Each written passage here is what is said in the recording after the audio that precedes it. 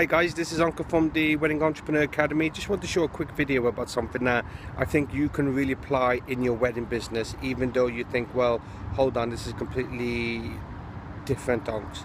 I want to talk about where I am doing my washing my car, and I always come to this place just behind me, Tesco in Cardiff, which is perfect. It's around the corner from my house. That's convenience. But what I love about this place, it's always made me think, and always to make sure I always ask that value question was, who can I join with that already owns or already has my market? Okay, sometimes the quickest success that I've had for my wedding business, especially for my Asian catering, was actually joining up with venues. Okay, see, the thinking behind this is that this car wash is so packed, it's so how can you put this, so it's just rammed, you know, all the time, because they had one thinking in place, and that thinking was who owns our customers. So what this place has been bought out by Tesco itself. I looked at it, what's called Washes, not Washes, Waves, sorry. And Waves basically done a joint venture with Tesco and said, we will do this, must have paid rent, I don't know the ins and outs of it, must have paid rent.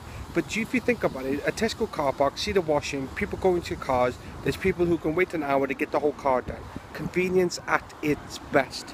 And what I loved about it was to think to yourself was, okay, all they did was probably 80% of their business comes from going to Tesco.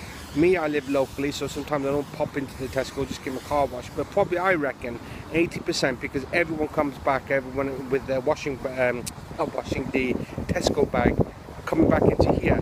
So what they did was they thought to themselves, who owns our customers? And that's what you need to ask yourself.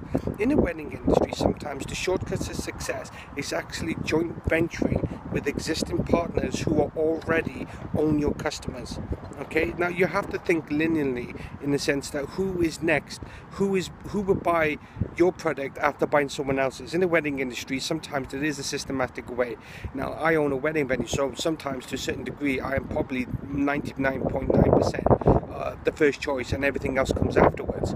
But I just don't understand that there are a lot of people who don't even try to approach us in trying to do a joint venture. Now, joint ventures has a lot into it, but all I'm asking you today is just think about who can you joint venture with that it's a win-win situation for you and for them, that everyone benefits. Okay, where can you do a joint venture? Personally, myself, if you're all wedding industry, just go for the to the wedding venue. But just think to yourself, what is it in for them? Okay, they're not going to do it out of charity kindness of their own heart, or be in their wedding supply list, because people can get wedding supply list, but then you could just be in this list and no one's doing any action to do it. So what can you do in a sense to get the hold of the people's contact who have booked a wedding venue, that the wedding venue will enable you to say, you know what, we will give you these details because you have done this for us, or you've done something that they can't just resist. Do you know what I mean? Now, that's a lot more thinking. All I'm saying to you is, just from a very simple point of view, was who can you join up who already owns your customers?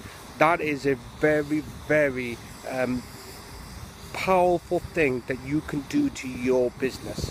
Okay, that's a very powerful thing that you can actually shortcut years of pain without, because if you think about it, those people already own your customers, your ideal customers. You don't have to worry about trying to find them, because you already know that if someone's going to a wedding venue, that they already bought the place. Do you know what I mean? That they're already brides, so they already fit your category. Okay, so just all I'm saying to you is start thinking about joint ventures with wedding venues and with wedding category suppliers who may not be in your actual niche in terms of a cake maker. Don't go to another cake maker, you go to someone else who could be a photographer and do a deal based on that, you know. So I'm just thinking about those lines. So just think about who already owns your customers, and really start thinking out the box that you can start attacking, in a sense, from marketing point of view, that you can do.